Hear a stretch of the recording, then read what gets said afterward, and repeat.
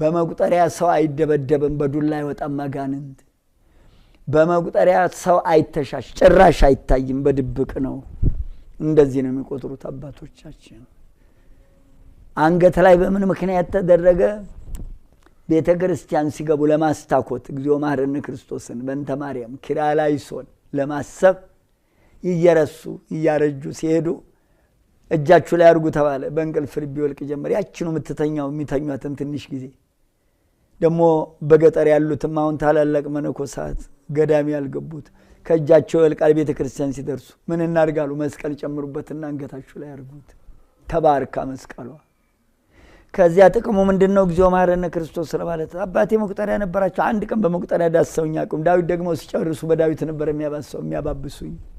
ይሄው መጽሐፍ እንሳለም የለም ለመሆኑ እስቲ እንደው ልጠይቃችሁ ስትሳለሙ ዝም ብላችሁ አለምትሰሙት አላስተማሩኝም አባቴ እንደዚህ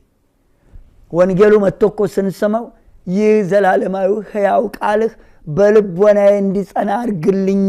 ብሎ ነው የሚሳመው ወንጌሉ ዝም ብሎ አይደለም የሚሳመው ቃሉ ምድርና ሰማይን ያጸና ስለሆነ በቃልህ አጽናኝ ተብሎ ነው የሚሳመው ወንጌሉ በዳዊቱ ሲዳብሱኝ እንጂ አባቴ እናቴ ልጅ አንድም ቀን በመቁጠሪያ ዳብሶኝ ያውቁ ትራስጌ ሲሰቅሉ ታውቃለሁ ወዲያውኑ ሲጨርሱ ኪሳቸው ነው የሚያረጉት እግዚኦ መሐረነ ክርስቶስ ኪርያላይሶን በእንተ ማርያም አዲስ አበባ መኪናው መቁጠሪያ ህፃኑ መቁጠሪያ ለምን አረከው ያ እንደዚያ ሲያረጉ አይቼ መቁጠሪያው ለምንድነው መኪና ላይ መቁጠሪያ ምንድነው የሚጠቅመው ምን ማለት ነው እስቲ ፍረዱኝ እሺ መስቀሉን ጠብቀኝ እንለዋለን ምንድነው መቁጠሪያው መኪናው መቁጠር ጀመረ እንደ እግዚኦ መሐረነ ክርስቶስ ጉድ ፈልቶብናል እኮ እናንተ እንደገና በመቁጠሪያ ጀርባቸውን ደብድበው ልንገራቸው አልበልዞ ጀርባቸው አልድን ብሎ ሐኪም ቤት ደረጃ ሆስፒታል ይተኛሉ ልክ ነው እንዴ በዱላ ነው እንደሚወጣው አጋንንት ደብድቡ ብሏል እንዴ መቁጠሪያ ስለ መቁጠሪያ መጽሐፍ ቅዱሳችን ላይ አለ እንዴ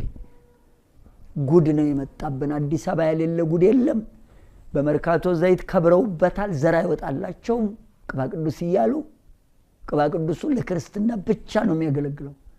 ድሮ ነገስታት ይነግሱበት ነበር አብቅቶለታል ነገስታት የሚባሉ የሉም ተቀብቶ የሚነግስ የለም እግዚአብሔር አነገሰኝም የሚልም የለም እርስ በርሱ እየተመራረጠ ነው ዓለም እየተናጎደ ያለው